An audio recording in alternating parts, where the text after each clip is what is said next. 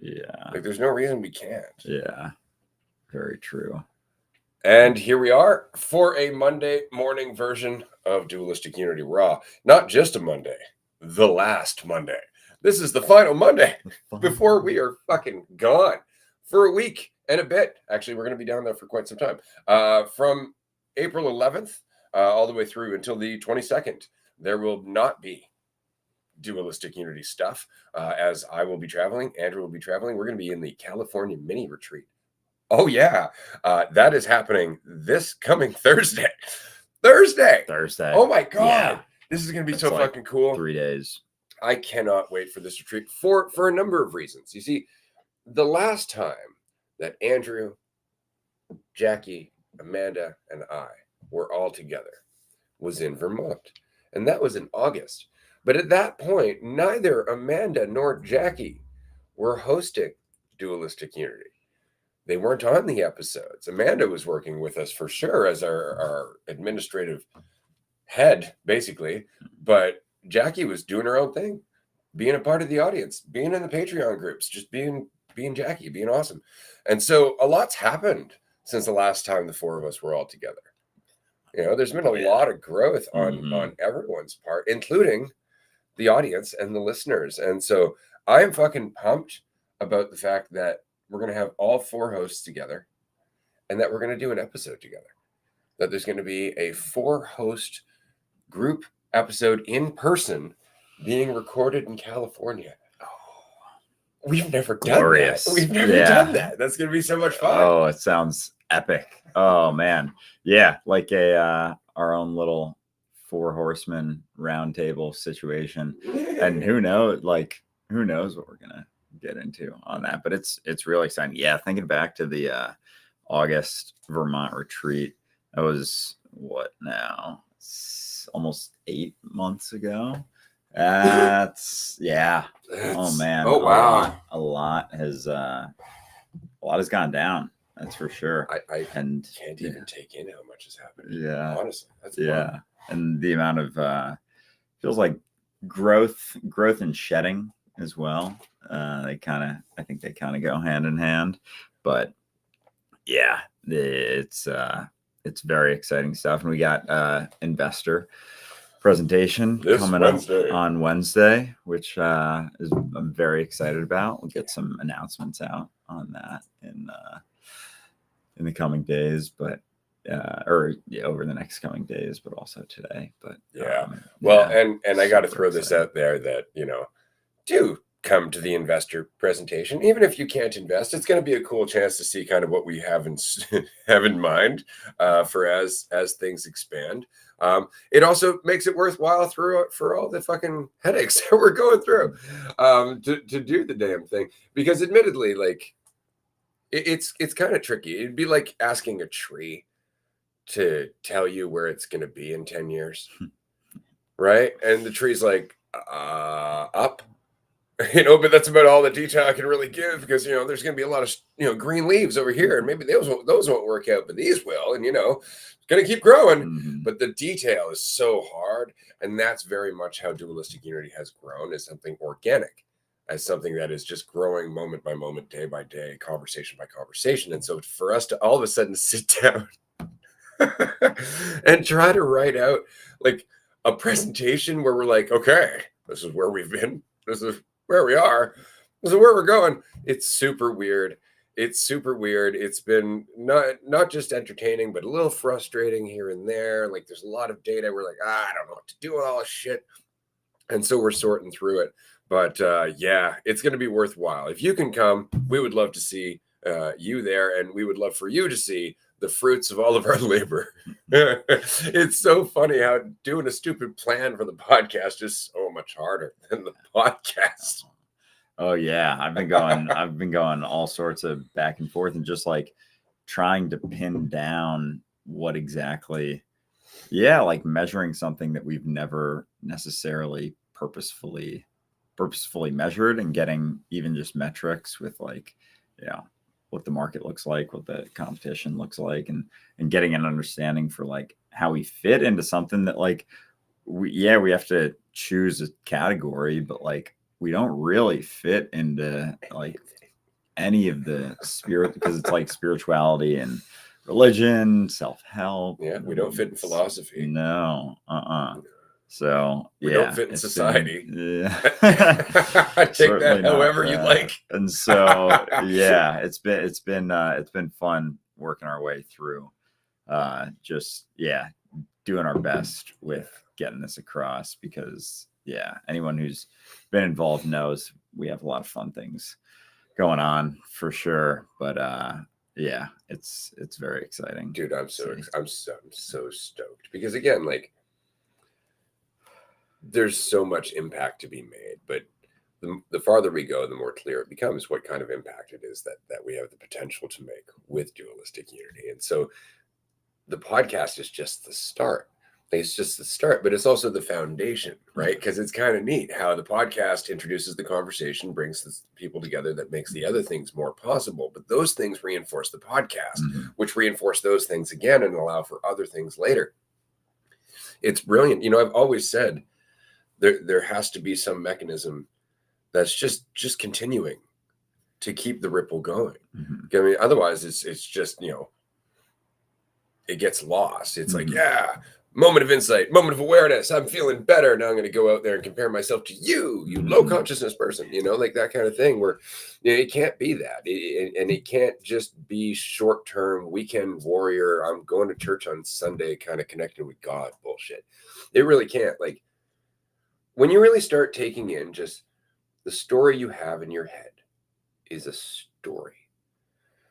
That's really it. And if you take that in, not just go, oh, okay, and then move on with the next bit of like conceptual information you've picked up from someone else, and then you go and show it off as if it's your own, but to actually take it in and go, oh, so all these moments where I'm telling myself that I'm not doing well and other people would do better, and I'm not, you know, in shape enough or good looking enough or successful enough or well spoken enough, all of those thoughts are about a story, and they're not based on me. And that's the point, right? It's so easy to get caught in it, but to take that in is to actually watch your life change, because you really do. Because all of a sudden you realize you haven't been living. You've been living in a story. And you start to peel that shit apart, and you start to be able to feel your life, and you start to feel connected to other people, not because you're trying to connect with them, not because you're making the effort to be compassionate or forgiving or any of that, but because you're not in the way. You're not in the way, so you're not judging them. So the divide's not fucking there. And so all of a sudden, everything starts to change because of that. Just because you've stopped investing in something that was never the truth as truth. That's it. And, you know, what's great about that is there's nothing that you and I or anybody else has to do at that point. I mean, once you, hello, listener, really take that in, and then understand that the rest of your journey, as much as your journey up until now has been investing in that story as truth, the rest of your journey can be letting go of that story as truth. It can be letting go of all of the limitation and attachment and fear and frustration and disappointment that goes with commitment to that story. The story can exist. You just don't need to think it's real. You don't need to think it's you. And once that happens, immediately you start to live. You start to feel a little bit more alive. You start to feel more uncertain, but that's where life is. And so everything changes. But imagine now, as you're experiencing that and other people are experiencing that, and it's not a result of belief, it's not a result of philosophy, it's not following any fucking path or teacher. It's just one simple little insight that's being practiced by numerous individual people, changing their environment and changing the environment of everybody around them who maybe hasn't heard that insight yet. And it's not about telling them, it's about knowing it. It's about knowing it yourself, because then it comes across in what you're doing. And then it's not about, oh, I got to convince you you're not your narrative. They're suffering. When they get tired of suffering, they're going to come and talk to you about that suffering. And you can go, well, have you ever considered that all of that's connected? You know, it's funny. We had that conversation yesterday. We were out sampling wings at Quarterway Pub in Nanaimo. And two people from the pub sat down with us, and we were talking about thought. And I said, you'll never have a thought that isn't somehow related to this fictional version of you, that isn't somehow related to some idea of yourself that's nothing more than an assumption based on the past. And both the people just kind of stopped, and you could see it process, and they went, yeah, that's true. But how often have you ever heard that? You know, how often has somebody even said that or recognized it in themselves without trying to lord it over you, right? Without trying to like, learn this, you'll be happy, because they weren't happy themselves, you know? So just to have that organic growth, and then to take that, and here's where I'm excited, and pool all of that excess attention, to use all of this excess potential that all of us are feeling because we're not so fucking lost, and actually just do something together for our own reasons. You know, that's dualistic unity. It's fucking exciting. Like I love the fact that it continues to grow and evolve. I love that we hear from people who are starting new ventures, getting onto social media, launching a podcast, doing whatever, when at one point they told themselves they couldn't. It's I get emotional about it. Likewise.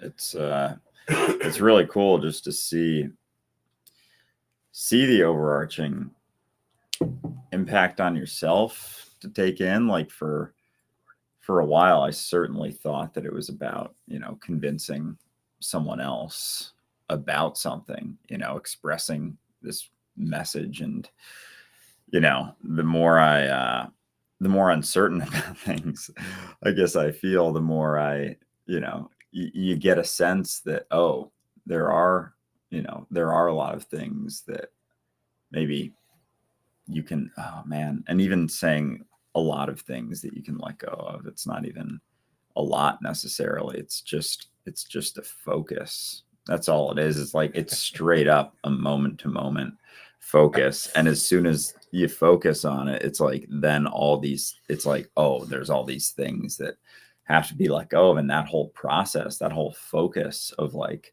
oh, once this happens, once that happens, once I overcome this, once I do that, that whole thing is the attention. Like, that's where the attention is being given, as long as there's a focus on like, oh, I should be doing better. Oh, I should be doing more. Oh, I should be saying more, expressing more, sharing more, doing this, doing that, doing, like, right there. That's the story right there. And it's reinforced by me, you know, it's reinforced by this idea that I can come to some conclusion about myself, you know, some endpoint, and continuing to try to, you know, continuing to grasp for an end, for a spot where it's like, you know, this is me, and therefore I know this, and therefore I can work on this and improve that. And it gives all of these things to do. It's like, gives you something to do, something to share, something to express, something to talk about. And it's not to say that that isn't exactly what I'm doing right now, in a sense, but it's like, when it isn't so much about getting something across or convincing anyone of anything, or like having something that it needs to be overcome, then all you're kind of left with is yourself, and yourself in spots where it's like, there isn't so much of a sense of what to do next, you know, like what to say next, what to share next, what to express. But if there's a focus on like, there is something that should be, or there's a right way to be expressed, then there's almost going to be like this simultaneously trying to figure it out as reality's playing out, like as things are happening right in front of you, that you can continue to miss because of this focus on, you know, trying to know something, even trying to know what's being said or shared or expressed, reinforces that, distracts you. Again, trying to understand, you know, to do something for some reason, to, yeah, kind of protect yourself, can always be that thing that gets in the way. Yeah. Just wanted to let people know who are watching. Hi, everyone.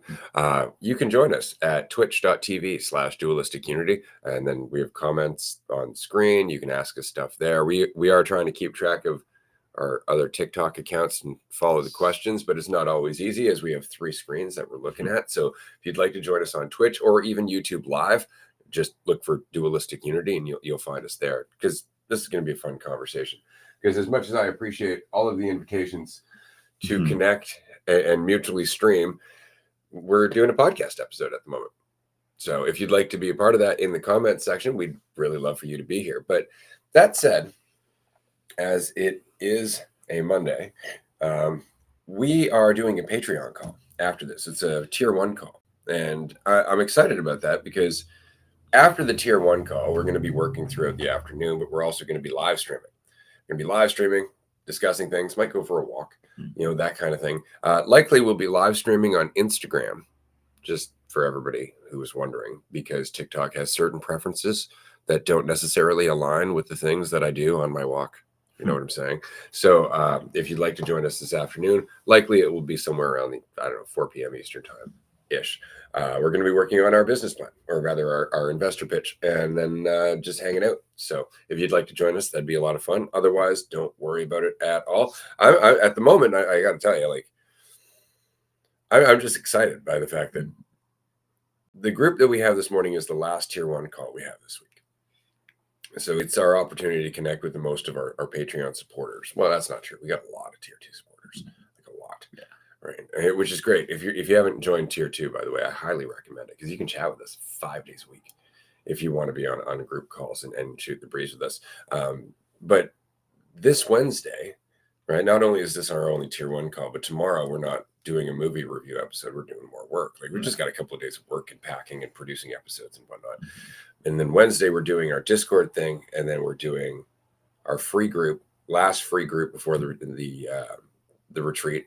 Do sign up if you can. If you haven't come to a free group, come to a free group. It's like the best part of Dualistic Unity, in my opinion. And you can register for free at dualisticunity.com under live events. I don't know where I was going with that. Honestly, I was going in a direction, and then it just kind of took a shit about halfway through, and I figured I'd follow it, see if it came back. It didn't do that. That's fair. It's still hiding behind a bush somewhere going, I don't want to fucking come out. So instead, why don't we talk about what we're going to do later on this afternoon? Sounds good. Which would be, we're thinking about giving away something. Thinking about giving away something related to the California mini retreat. So if you have a suggested giveaway, this is up to you to let us know. What do you think we should give away? Do you think we should give away like a huge discount on a California ticket retreat or retreat ticket? Do you think that we should, give away? I don't even know. What could we give away? Give away half off? Give away 1,000 off? Do you think we should give away 1,000 off a ticket? 1,000 is so much. That's such an insane deal for someone. We can give 1,000 off. Yeah, we can give 1,000 off. Okay, so let's do that. Fuck it. Why not? Fuck it. This afternoon. So if somebody wants to join us on a live stream, we're going to offer $1,000 off the California mini retreat ticket. And if you happen to be a Patreon tier 3 supporter or tier 2, just so you know, because I know somebody's going to ask this question. I know they are. Can I use my $350 discount with that $1,000? Yes. Yes, you can. Because tier 3 supporters save $350 on all retreat tickets. So if you happen to be the lucky person who gets this coupon, then yes, you can use your tier 3 code in conjunction and save. What is that? $1,350?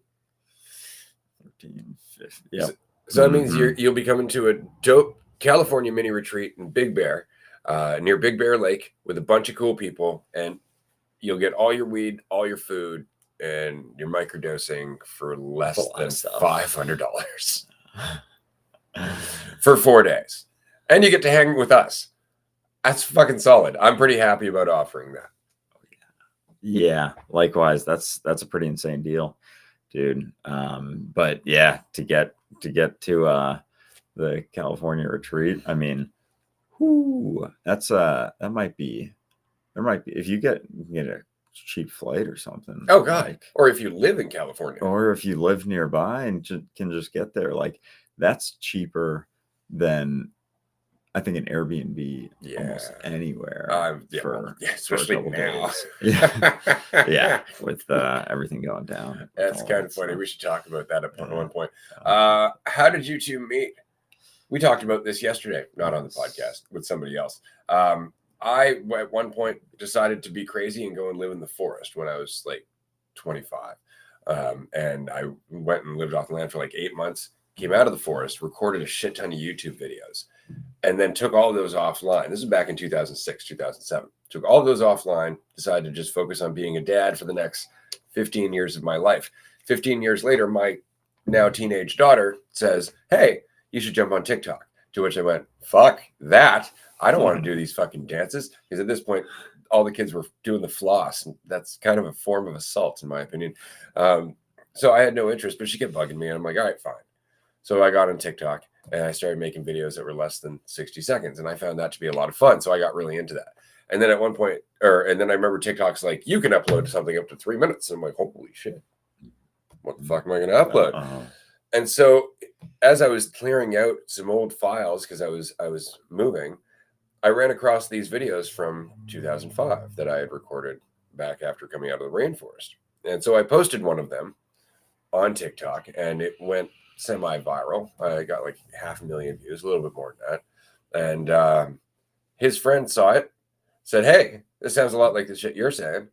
And so he started following me and I went, who the fuck is this person with 1 million followers following me?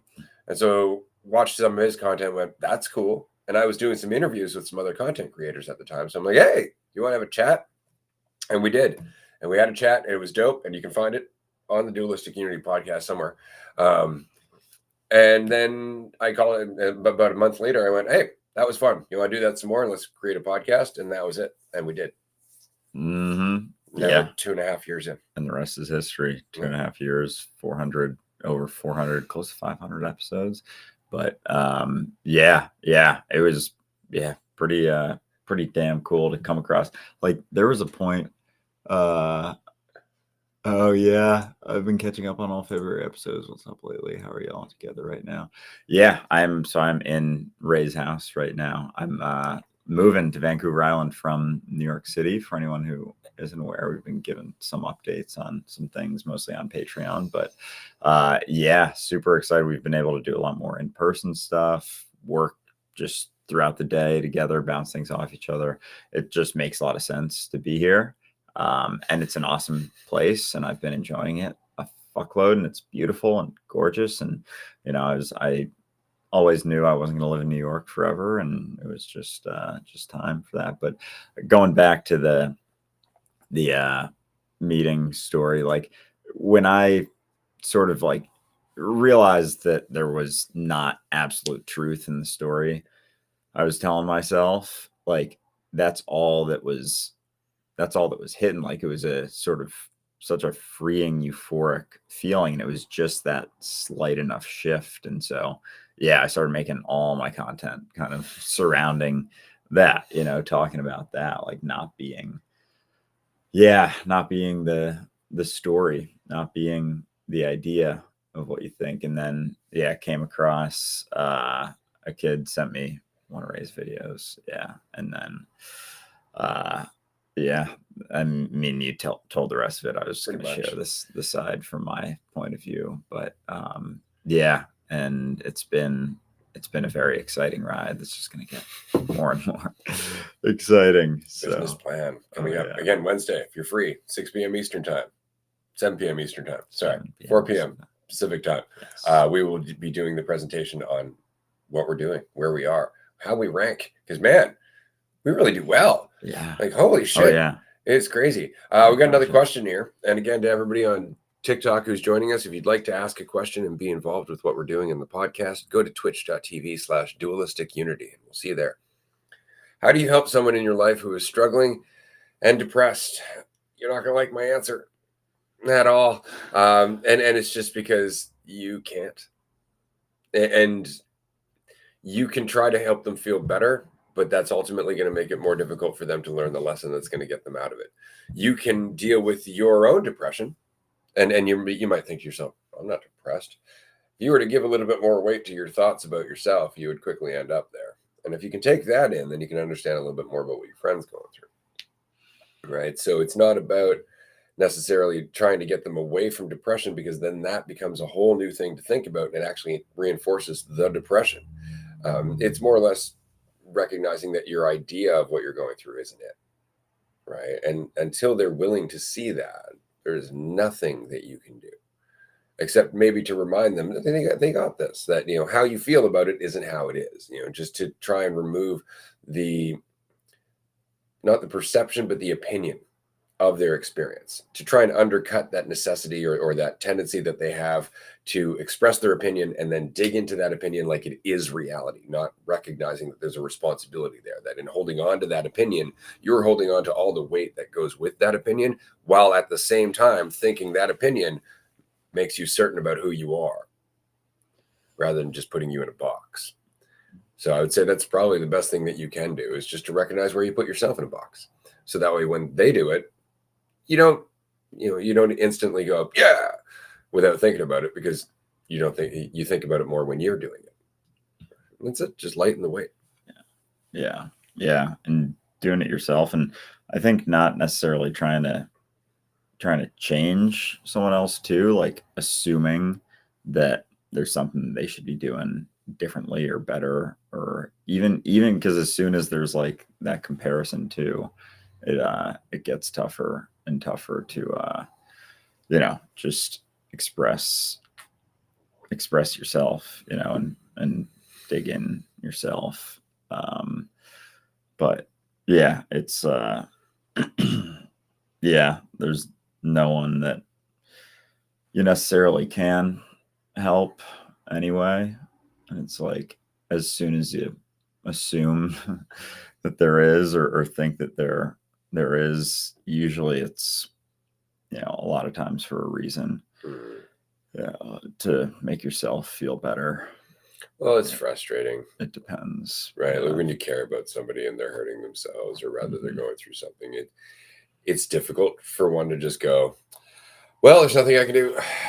Like that's because you want there to be something you can do. And so you actually start to think to yourself, surely there's something I can do. And then you start thinking, the right way. Right. And you start trying to twist the relationship, and that fucks everything up. It really does. And it's tempting. It's not just that, you want a sense of control, is that you want a sense of control for quote unquote good reasons. Yeah, and that's unfortunately always where we slip up. I know there was a lot of people when I was depressed who were trying to help me. A lot of people who were trying to give me reasons to be more positive. Don't let it get you down, Ray, all that stuff. And it was just like, yeah, but you don't understand. And that was the point. You don't understand. My pain is special. Right? And that's how you cling to it. That's how you hold on to it. With this defense that, because you haven't been through exactly what I've been through, any of your advice is fucking useless. And it's just because you really want to hold on to that idea of yourself. That's really what it is. And again, I know this. I've been through this. I get it. Because the alternative is admitting you don't know who you are, what's possible, or even what anything's meant about you. You really want to assume that, because how else are you supposed to know who you are? And everything around you tells you, if you just know who you are, then you'll be fine. You got all that. You got to find your identity. And it's like, no, you don't, because that's just putting yourself in another fucking box. Immediately, you're in conflict with everything. Yeah. Oh, so quickly.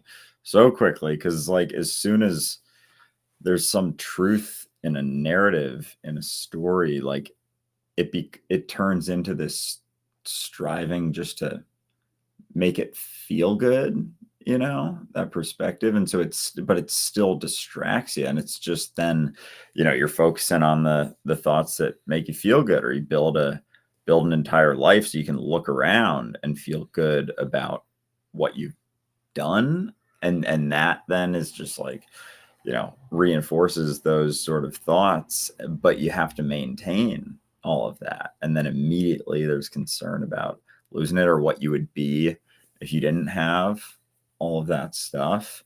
And it's like, we can try and keep all of that stuff off, but it's still there. Like our experience is still happening and playing out regardless. Like moment to moment is closer to what you are than this narrative based on all of these things, that you've done or achieved or are accomplished, and yeah, there's no, oh man, there, hold on. Yeah, and so yeah, Fair. yeah, I lost the train, settled. Yeah, Just had to land that plane there. yeah, To hear the engine just kind of kick off. That's fair. Mhm. That's fair. We just had somebody say Happy Eclipse Day because it Oh, is is a it? solar eclipse later on today. If you happen to be in the eclipse path, enjoy the show, but don't look at the sun.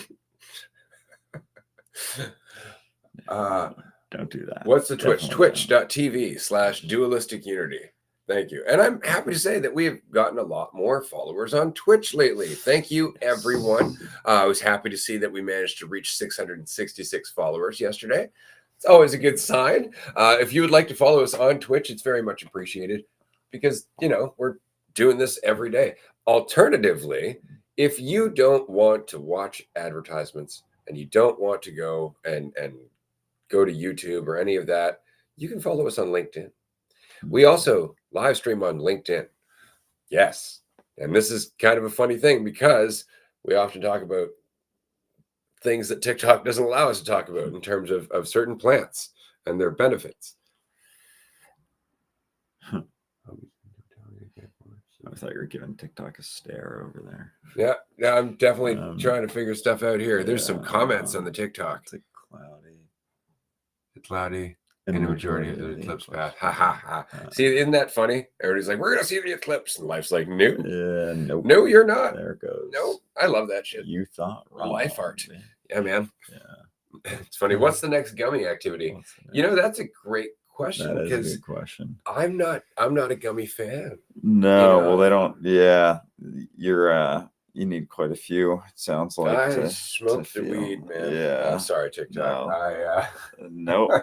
Disregard. Disregard. I meant, you know, in the garden. Yeah. That's how I get rid of the unnecessary plants. But yeah, next gummy activity. Yeah, we'll see. Actually, check out our reviews because while we haven't had gummy activities, we have had other activities with pre-rolls. And we've done Instagram three or four. TikTok. I think we've done 3 or 4 reviews now. They're fun, full out day-long like adventures. Oh yeah, for sure. And I've been really enjoying those because it really expresses more than just like, oh, it's got this kind of these terpenes, and if you really look down deep at the trichome, and it's like no, like dissecting, showing the and it's great to look at it, but someone can look at it, you know, in a dispensary. Well, and there's plenty of like growers who have resources of their own. They don't need, you know, another person making a video explaining to them what they can look up, you know. But to make a video explaining this is what we're experiencing, here's some of the insecurities and fears that go along with feeling uncertain, with letting go, and how you can deal with it. I loved that. That was really good. It definitely was a lot of fun. One thing to the TikTok people, everybody who's joining us there, thank you. We appreciate you being here. And if you'd like to help other people find this, just feel free to tap on the screen and do the like thing, because it does a lot. It lets people know that we're here and they can participate in this nonsensical conversation. Yes, give it the tappy. Did that speaker just go off, or was that was oh, I thought I heard someone's voice sounded like it came out of the TikTok screen. Negative. Like, oh shit, are they shifting things around? That'd be interesting. That'd be interesting. Yeah, at some point. But let me see if so the gummy activity, TBD. I chilled with the runs. I haven't been running as much, been doing more walking. But the gummies got up to, what was the last one? 6. So it was like 60 milligrams. So that was hefty. And we'll see if we do 7 at some point one day, maybe. But be having some high seltzers in California. Yeah, that's for right. Sure. Yeah. So excited for that. Shout out to Lou, who was on our episode, Lou Polis. Great chat, man. Yeah, check that out on our Being High series. But yeah. Is it normal to engage in a battle of wits with a being while doing mushies? That's an interesting possible. question. By being, do you mean something you're perceiving to be a separate intelligence, or do you just mean the experience of yourself? Because I would say it's like on mushies, again, it's like everything else. It's not just under the influence, but all the time. Beware the urge to think your interpretation is what's being interpreted. You know, and that's really it. I mean, this is why people have conversations with non-physical entities and then go, "There's people in there." Yeah. You know, there's that. people in there. Mhm. That's the funniest thing that I think I've discovered is that, you know, it's like, oh, we've noticed that people keep having the same kind of trip. Mhm. They keep talking to the same kind of entities, describing them very similarly. Therefore, they must be in there. It's like, or there could be some commonality between what all of these brains are producing as a result of everything they've been exposed to. Yeah, exactly. Right? Yeah, because if the exposure is all there, like in society, if we're being, seeing similar things, then yeah, there's going to be crossover in the trip. So maybe it's like in more so interpretation of Straight up. this than something on the Of your in own, the imagination. but it's of your own intelligence, and this is why this Yeah. question is interesting. Is it normal to engage in a battle of wits with a being while doing mushies? It's like you're just witnessing your own intelligence. It's just funny because there's almost an inability to recognize it as your own intelligence because you're identifying with what you think is your intelligence. So everything that's not identified as yours is something else, instead of letting go of the identity and recognizing, no, it's all yours. Right? So you were both sides of an argument that never really happened, but had to happen in order for insights to occur. You just didn't want to play the other side.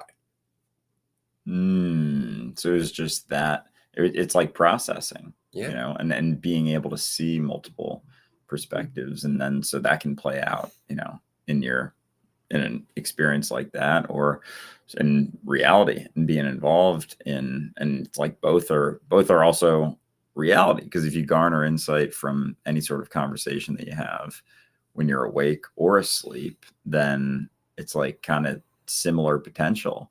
And so it's interesting when someone will have a dream and then try and like interpret the dream and get some idea of what it is, instead of just seeing like, oh, that's another experience, just like the experience that you're going to have throughout your day, which isn't, if it's not happening for a reason or a purpose, then it's like each experience is more of an opportunity to derive insight in and of itself from just, the situation that you're going through or in, as opposed to, oh, this is a means to an end, this is a means to an end, this is a means to an end. Because in dreams, like, nothing seems like a means to an end. There isn't enough certainty in a dream to even hold on to, like, this is leading to this is leading to this. It really does feel like just moment to moment experiences, which is definitely what reality has been feeling more like recently. It's like it isn't so much of a this leading to that, leading to that, leading to that. It's like, involved in what's going on. And as I feel very involved and kind of in that, how a dream is less certain, it there's more requirement for faith in yourself, in that uncertainty, and just like, yeah, and just not focusing on yourself, or paying, prioritizing, or thinking that the self that you're thinking about is even you. So yeah. Follow up. I vowed never to do them again, and I prayed and was delivered from the trip. Is that the correct way to process that? It's not about there being a correct way, but if you think about how you process that, you processed it through running away and then praying to a fiction to save you. You weren't delivered from the trip. The trip just came to an end, right? And all your praying was just, again, a result of that inability to recognize that you're praying to yourself, like you're talking to yourself. You're just not willing to look at it because you have an idea of who you are, right? So you weren't prayed, you just talked yourself down, right? And so is that the correct way to process that? I wouldn't say correct or incorrect, but I would say that there are levels of responsibility that'll make it easier for you to not be so terrified of the experience of yourself in the future, or you can look to a fiction that's going to reinforce that fear. And those are the options. And the responsibility component is key. It's massive, because it's not just about this processing in the sense of like thinking about something or trying to get some certainty, because like even with processing, if someone you're trying to figure out a correct way to process something, it's like in order to get where, like in order to get what answer, because it's not that the processing eventually leads to an answer, it's just a continued process that continues to show more things. Like it's not answers necessarily, but just more considerations and more things that you, I don't know, start to realize or start to see about yourself, instead of being more distracted from them. And so the processing very much then happens in reality, and then shifting as the perspectives shift and drop off. So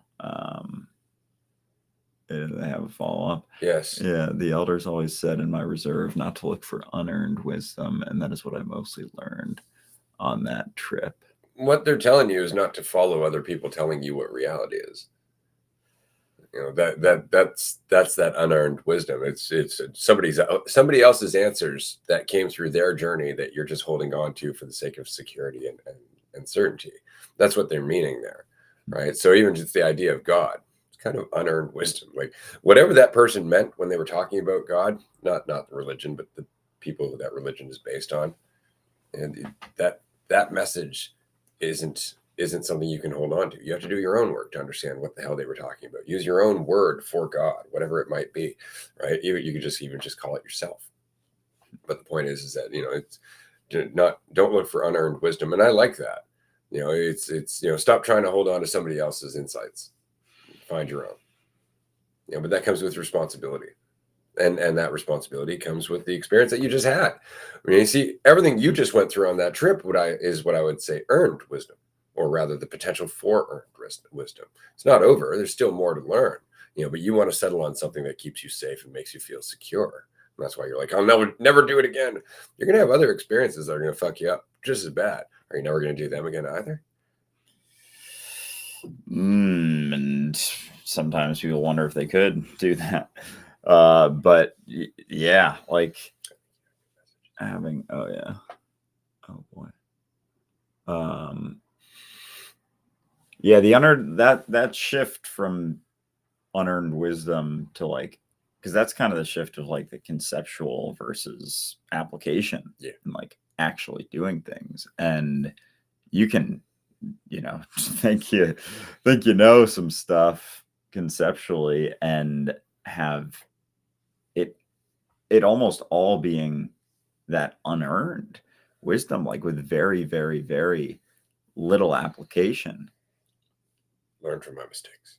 Mm-hmm. Yeah. And that's all you can really do, like to actually learn things, is from your own mistakes, learning from someone else's perspective. Even the books, any of the things out there, like so much of it really does try and give you a sense of something to do, something to be, something to improve, like a focus on yourself, like looking for a way to do something the right way, instead of just continuing to jump in to things over and over and find out, and experience stuff, and then be able to speak from experiences, not just from some cerebral understandings, but from actually doing stuff and going through things, and then having opportunities to see the consequences of holding on to some perspective of yourself, or trying to measure yourself or how you're doing, or trying to have an idea or maintain a sense of control, even as you jump into more and more and more things. you realize that the futility in holding on to control, but also you're able to build more faith in yourself as you go through things. Like there's opportunity for it, but it's like there's opportunity on both sides as you jump into more and more things. And it's like they kind of, I don't know, maybe go hand in hand. The opportunity to whatever I just said, let go of, have faith in yourself, but also be willing to, not hold on to so much of a sense of control. Straight up. But that's it. And like you'll notice this from hanging out with me. I just kind of fly by the seat of my pants like as often as I can. I'm just kind of like, yeah, I'm tired. Let's do that anyway.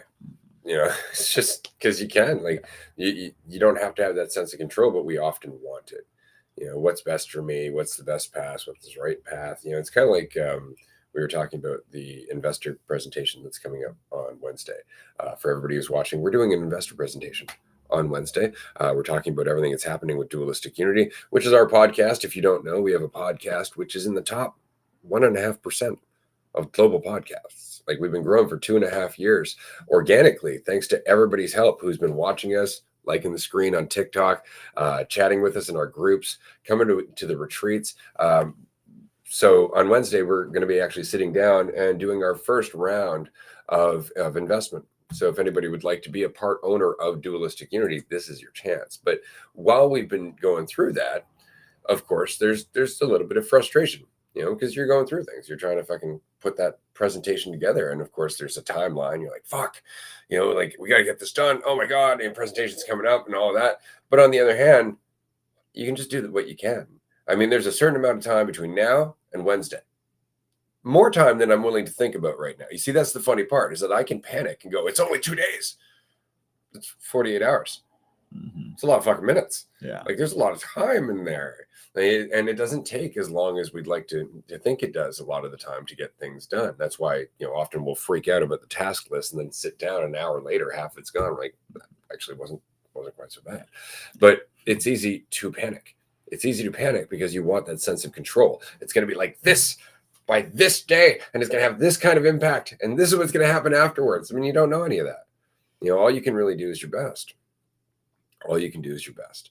So this Wednesday, what you're going to see is our best up until this point, based on the amount of time that we have and the amount of other shit that we're doing, because we have episodes coming out every day. We have editing that we do. There's all kinds of stuff. So, to stress about it is to disregard everything else that we're going through. To beat ourselves up for not living up to some fictitious bar of where we should be is disregarding everything else that we're going through. And there's no empathy in that. You wouldn't do it to someone else, right? If they were your friend. If they worked for you, it's funny enough that often you would, because you're paying them. Mm-hmm. So all of a sudden there's like a line where you don't have to recognize they're like you because you're buying them. Right. Isn't that fucked up? Yeah. Oh yeah. Oh, it's yeah. And as soon as there's that thought of, the payment in return, then it's like, yeah, it can totally set off this sort of dynamic that, yeah, there's like expectation with it too, and so, yeah, but it's, it's been fun, balancing everything and going through everything, getting a sense for, where we stand in regards to how things are going, what's going on. But yeah, outside of the investor presentation Wednesday, we got a life troubleshooter as well, and that's been in our presentation. Oh shit! Yeah.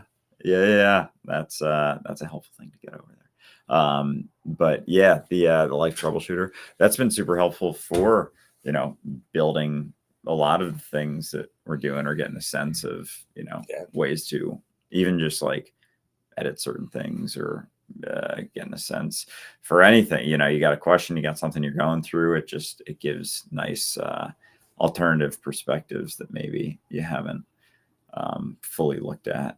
But it's helpful for pretty much anything you're dealing with or going through. Even projects you're working on can be helpful to give an alternative perspective for that stuff, or kind of reword stuff. So yeah, this one's all yours. All right. Gotta read it out though. What say you of dream interpretation? Are they an internal reflection or a look into the prophetic, or just chemicals and nerves going haywire? Oh goodness, dude. Dream interpretation. What do my dreams mean, Andrew? Oh yeah. So, I mean, I guess it's similar to life in the sense that they don't mean something inherent. They are what they are. Like there is opportunity to, you know, experience something and take from it what you will, depending on how much you're paying attention moment to moment. But in terms of even reality versus dreams, like there isn't necessarily an inherent difference besides how seriously you take yourself throughout. And so when it comes to, you know, dreams being internal reflections or prophetic or just chemicals, nerves going, it's I mean, I don't know, but in terms of, you know, one or the other, the back and forth, it's possibly all of the above and also none of them, because it's not necessarily created by anything specific. It's experienced and it's still you know, experiencing it. And so, you know, if this experience isn't separate from you, then the dream isn't either. So what do I do about it after the fact, Andrew? What do I do with it after it's happened? And that's really what the question is, right? Yeah. It is like, it happened. How do I control what it does? Mm-hmm. Right. And that's the funny part. Like, I used to have like a stack of books on dream interpretation. You have no idea. I had books that would tell you, like, if you were dreaming of a white horse on a green field, it meant this. If you were dreaming of a white horse in the city, it meant this. Like, there were so many different things, and there were so many books, and there are so many books trying to interpret specific things in your dreams. And it's because there's a really nice simplistic thing there that happens where it's like, you can know. Now you are the knower. Yep. You know, you no longer have to feel uncertain. And the problem with dreams is that never happens. That's not what's happening. You know, it's like, let's just say, for example, you have a dream where you're being chased. And while you're being chased, you become more aware of being chased, and then you react to being chased. Now, you either react to being chased by stopping, right, or by running faster. And what you're looking at there is the experience of your ongoing fear. Like, what you're experiencing there is your state of mind translated through a dream, right? And that's what you're seeing is an opportunity to learn more about yourself. Are you afraid? Right? And if you are, that's the dream. But it's after the fact, you're like, well, yeah, but what am I supposed to learn from it? Nothing at all. Nothing. You already did it. See, that's the thing. There were certain things that your brain wanted to process as a part of what you're going through in your life. And that dream helped you process it. Right. That's it. It's not even that the dream is helping you. It's just you're processing you, but without the world around you making you feel like you're not separate. You're just processing whatever it is that you need to process through an experience that your brain can create for you in order to facilitate that lesson. So in other words, if you go to bed worried about your, say, job interview tomorrow morning, your brain's going to process a bunch of fears about that job interview tomorrow morning. Right. And you're going to process it through different dreams. You know, and it may not be dreams about the job. It may be dreams about, you know, being chased by a friend. It may be dreams about your school classroom being graded in class. Like, it may be something that's related that you don't even know is related, that somewhere the synapses cross to make that fear more reinforced at one point in your early life. And those dreams might be based on that. Your brain's processing a lot of information, and your dream is just an opportunity for it to process that information. That's really all it is. And you could say, well, is it prophetic? Only in the way that kind of like you can get a feel in terms of intuition for how your life is going to change based on the changes you're going through now. But if you get too involved with that, then you're not gaining any sensitivity now, in which case any intuition is just projection based on your needs. So it's tricky. I guess the point is, stop looking to things to answer your problems. Stop looking to things to control. Stop looking for things that mean something about you. Just go. Just keep moving, just keep existing, and stop thinking, well, this means this and this means this and this is where I'm going now, because you're just looking for certainty. You're just looking for certainty rather than just going through the process of self-awareness. Yeah, because like if the dream is just an experience and right now just having an experience, then this thought of like getting control in order to get to another experience that's just something that you would judge differently, like like thinking there's something to get or learn to become someone better or something better. Like if you get to any of those points, there's the exact same opportunity to judge yourself. There's the exact same opportunity to take yourself super seriously. So if you are looking at life, looking at dreams, looking at everything, trying to figure it out, you know, trying to make some sense of it, it's like you're missing life that's happening, you know, and they can just be experiences, because the less weight you put on experiences in the sense of trying to gain some sort of meaning from it, the less weight you're going to put on any situation as meaning something about you, you know, like judging yourself based on how you're doing. Because if you think there's the opportunity to judge yourself, you know, you're going to anticipate and fear and worry and try and have control right now in order to, you know, I don't know, guarantee something in the future or get you somewhere else. But I think the more often you can look at each and every experience as more of an experience and not necessarily try and think that it's going to mean something or allows you to figure something out, then there's there's just less opportunity in general to judge yourself when you start, you know, when other things start to shift and change. There's just less focus on yourself. Yeah. That's good. And we have another question. I like this question. I'll answer for my part first. What do you judge yourself for? Or do you never do that anymore? Okay, so that's a great question. I never do that anymore. And that's not to say that judgment doesn't happen. It's just that I recognize I'm never judging myself. I'm only ever judging an idea. I'm only ever judging something that is a convenient justification for the thought that I am currently committed to.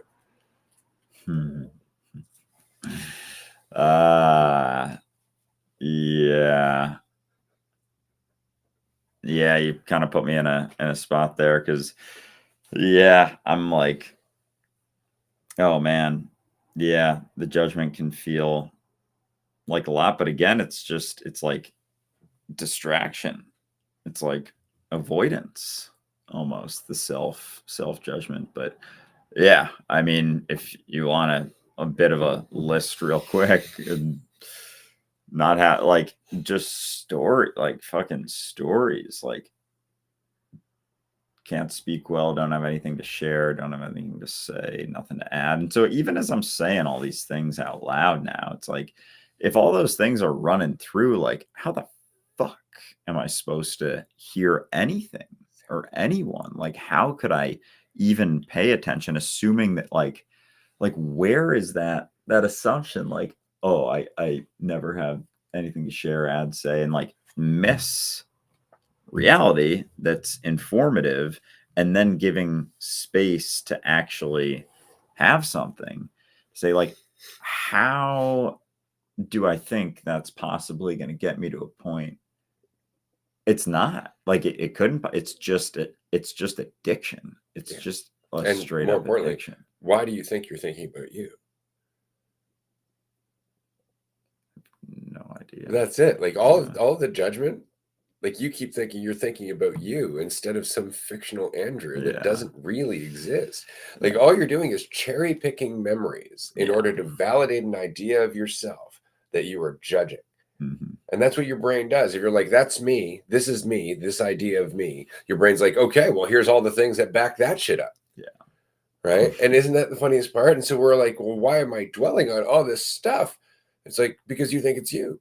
You think you're thinking about you. Yeah. You actually think the assumption that you've got in your focus is is you.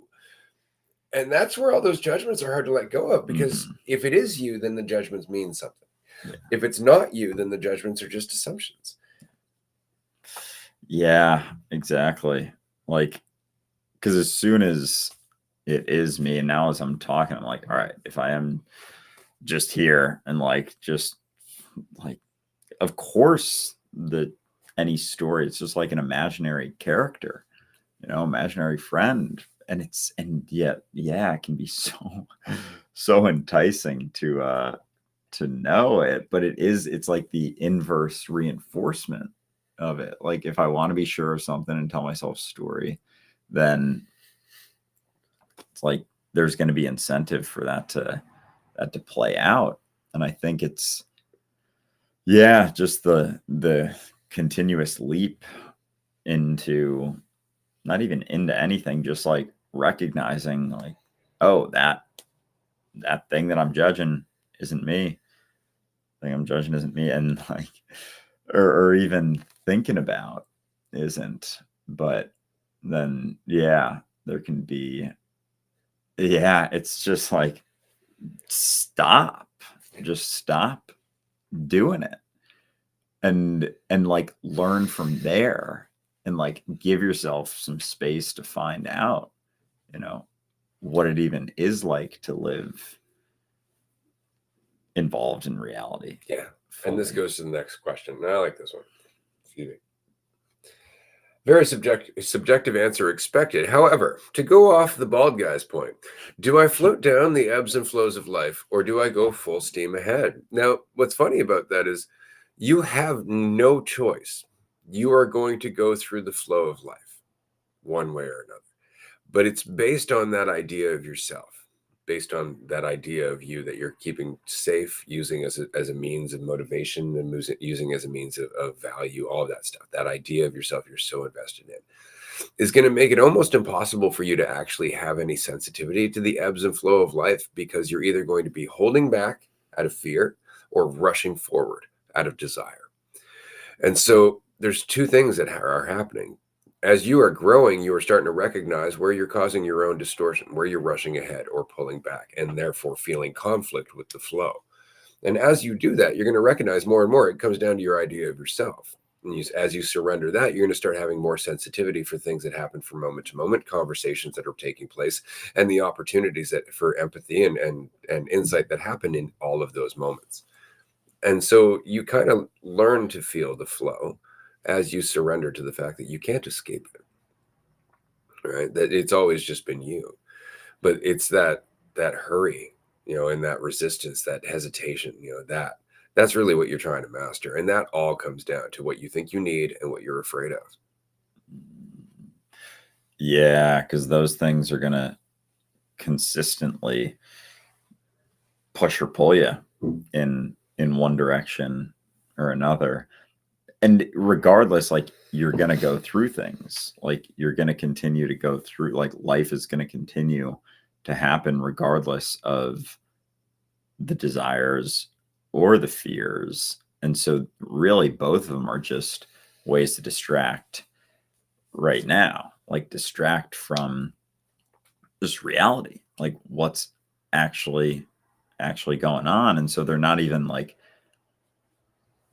it's not that they don't exist necessarily, but they are cerebral sort of things that then play out the more, the more attention that's given. Because like both of them feel certain, like I'm definitely afraid of this, I'm definitely desiring this. And it's like, do you know that, like where exactly does it could be based on certain experiences, but is it something that's absolute? Is it a guarantee? Do you actually know that you're afraid of that thing, or do you actually know that getting that thing is better for you? And if so, then looking at the situation that you're currently in, like we can gloss over that so quickly in order to make just assumptions about, and just to know something, just to have some sort of sense of a guarantee. But if you don't have to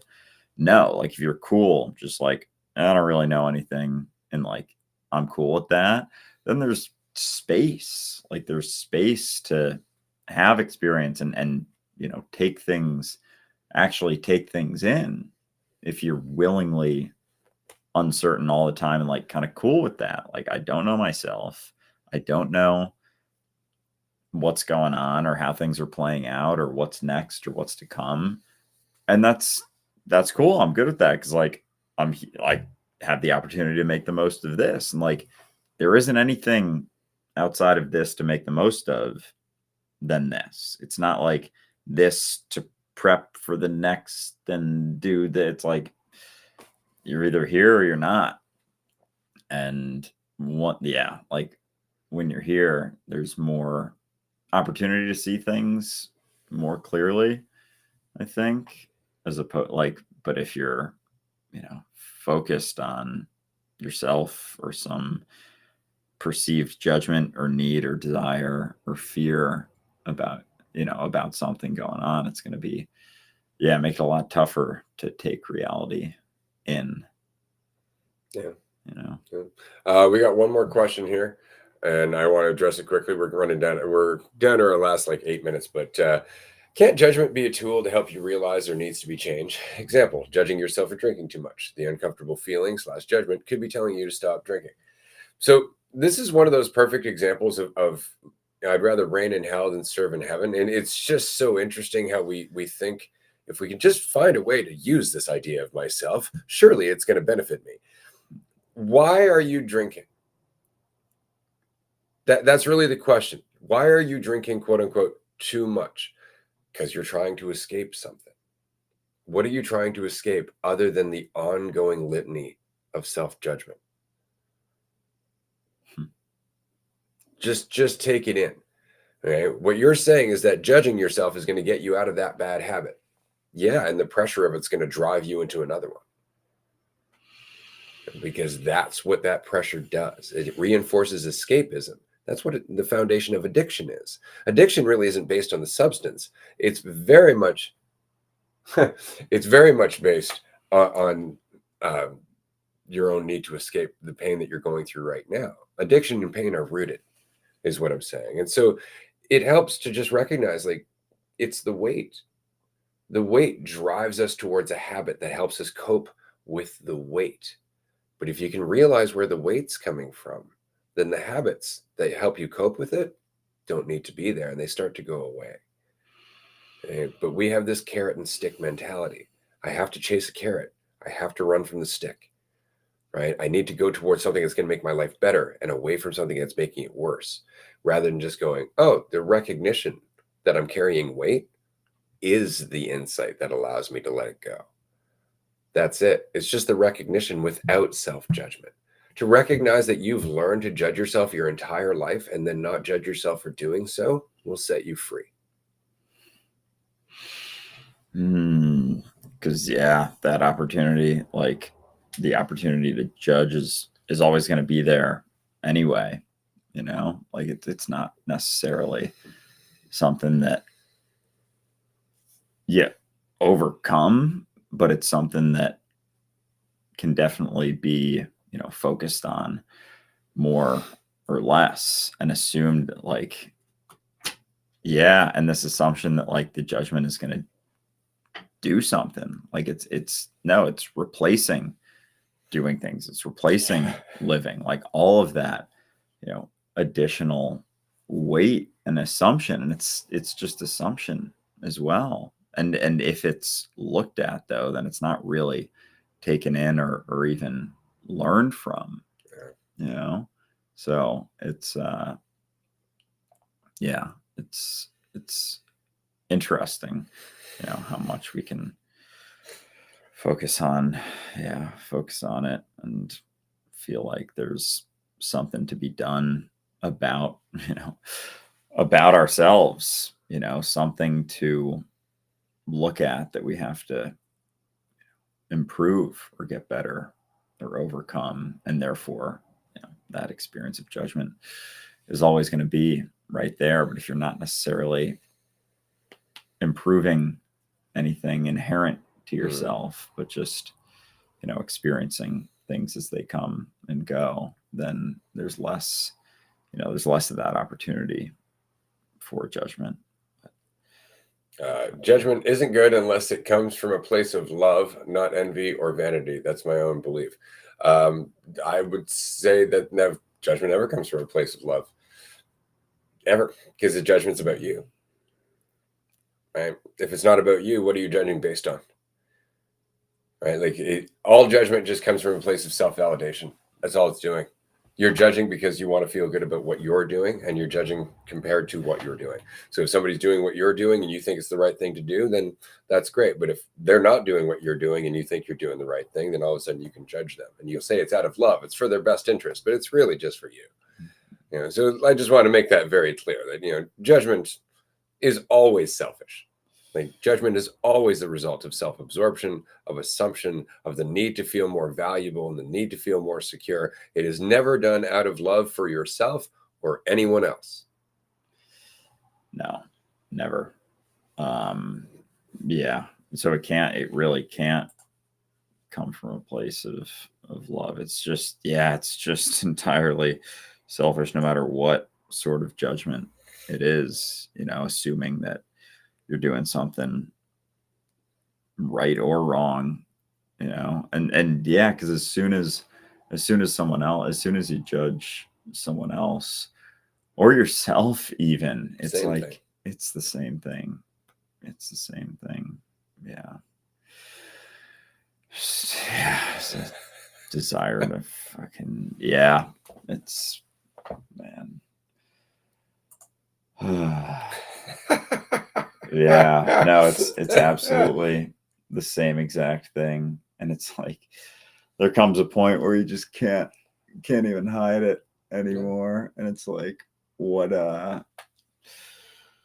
yeah, things become glaringly obvious, and yeah, and it's just it's on you. There's no one to help, there's no one to save, it's someone to look to, even.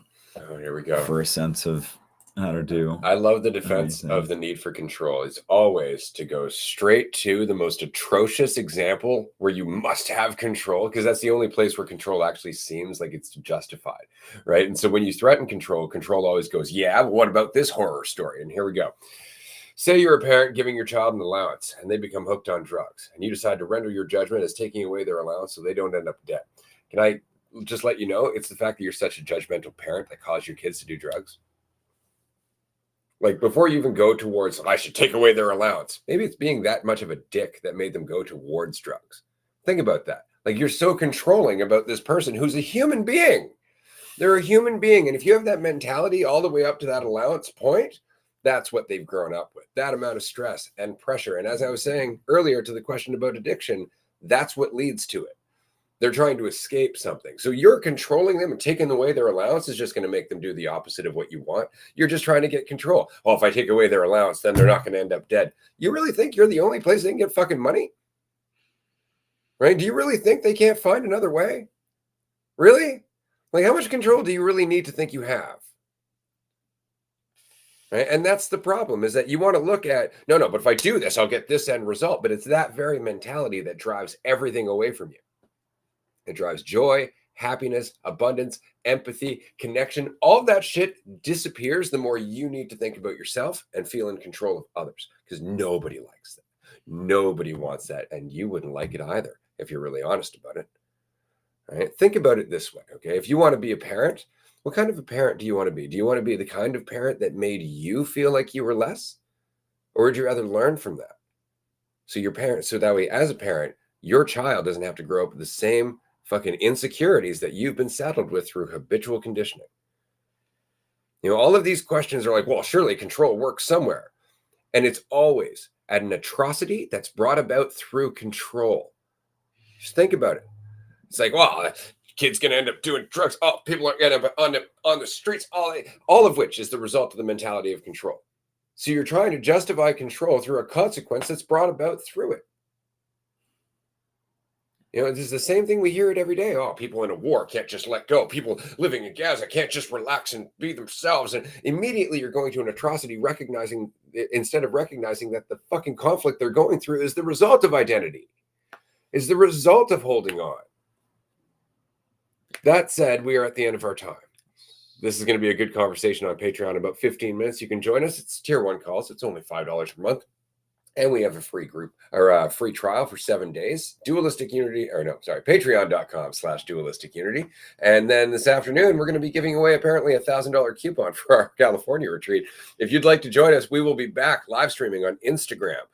You can follow us on Dualistic Unity or Andrew's Instagram, which you can find on his link. And we'll see you all in about 15 minutes.